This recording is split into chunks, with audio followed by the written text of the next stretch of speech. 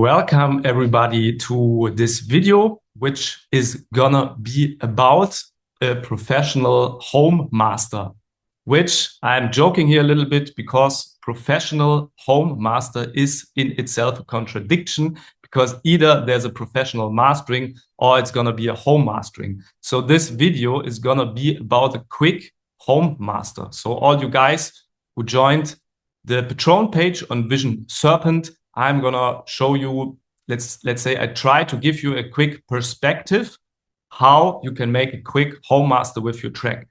And before we go into detail, I have to explain myself a little bit.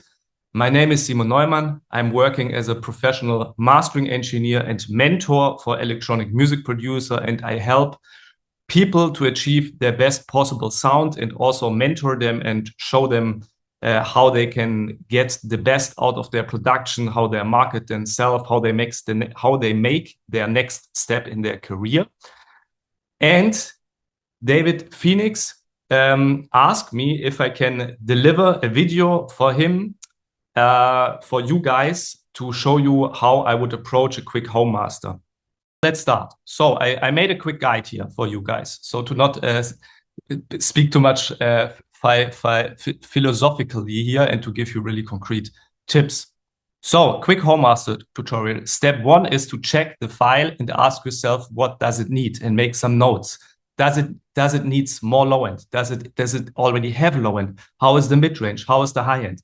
I always recommend you guys to focus on low end, mid range, high end. Low end is kick and bass. Mid range is all, let's say, the sound design, and high end is usually the drums, more or less. Okay.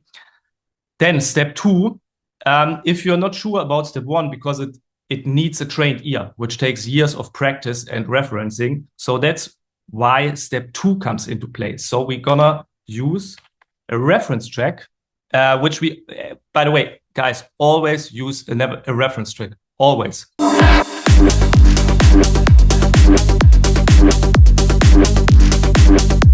Yeah, so here we are at -7 LUFS, which already is pretty good. You know, it's definitely possible with other tracks to make it louder, but it's already pretty good. Okay. So let's check what's the next step. The next step now, yeah, this is important. First step is we apply the limiter. We bring up the desired loudness which we want for our master, because yeah, as you know, it's super important. Loudness is super important. You do not want that the track is quieter than your favorite reference track. And when you're on the stage performing your live act, or you're playing a DJ set and you want to mix your self-produced track with other professional released tracks, you never want to be quieter, because if it's going to be quieter, it will sound less good for people. It's simply the nature how the human ear is designed, okay? So if something is quieter, or if something is louder, your ear will tell you it's better. That's simply how the human ear is. So our goal in, let's say, in professional mastering is always to make it as loud as possible and to maintain the quality of the mixdown. So then, about EQing, we switch to linear phase mode. One more thing, you have different quality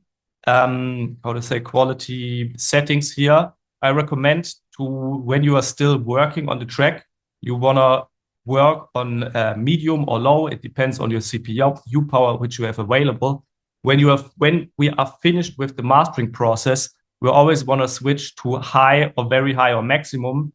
The problem here is if you're gonna use dynamic EQ settings will only work in high and not in very high. And now what I want to do is I just want to boost a little bit and see if I find a spot where I can make kick or bass maybe a little bit powerful.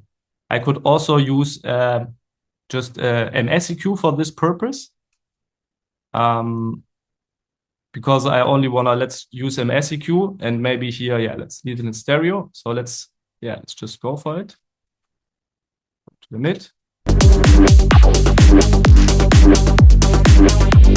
Here's the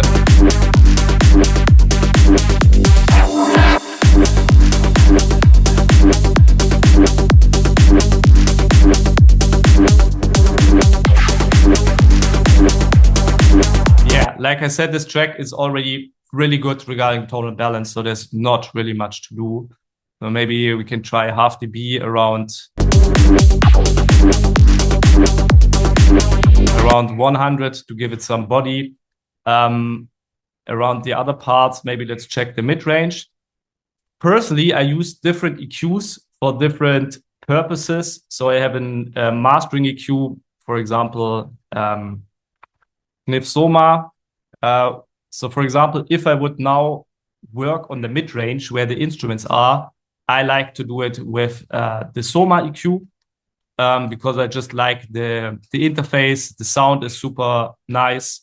And as you see on the values, it's already designed for mastering. That's why the boost is only until 7 dB, because in mastering, let's say, as soon as you need to boost more than 2 to maximum 3 dB in the mid-range, in the high end, you already know it's actually a job for mixing or for production, because it's actually not for mastering. For mastering, yeah, we are not here to fix bad mixes.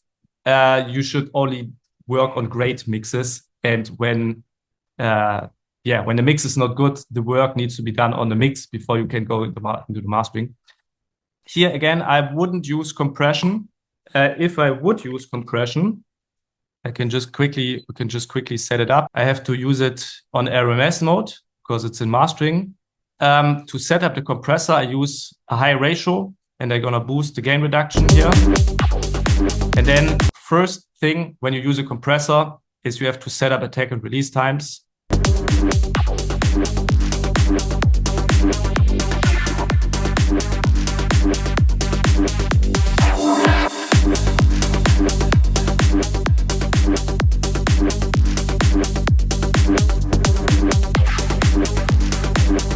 Yeah, like this. And then I just gonna compress it very subtle.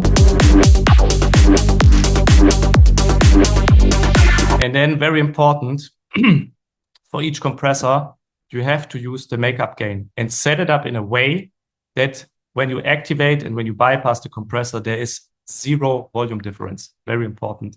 So we probably have to boost the dB. Let's say, check it out.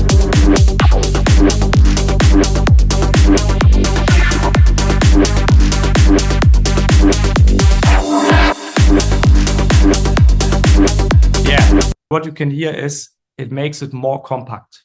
It makes it more compact. That's how I would describe it. So it brings the track, which is like a little bit alive, also in the left signal and the right signal. It just makes it like this. Before it's like this, and now it's bam.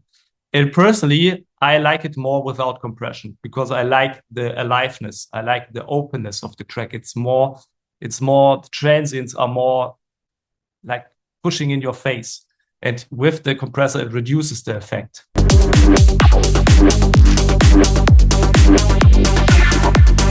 Yeah, but I'm not, it's very subtle. Here, I think I would go without compression. I recommend standard clip, which is absolutely amazing mastering grade clipper. It's very cheap. It's like $20, so it's amazing. And I would recommend just start with hard clipping and start to see if you can clip the sound, if the track can handle clipping. So we're gonna do it.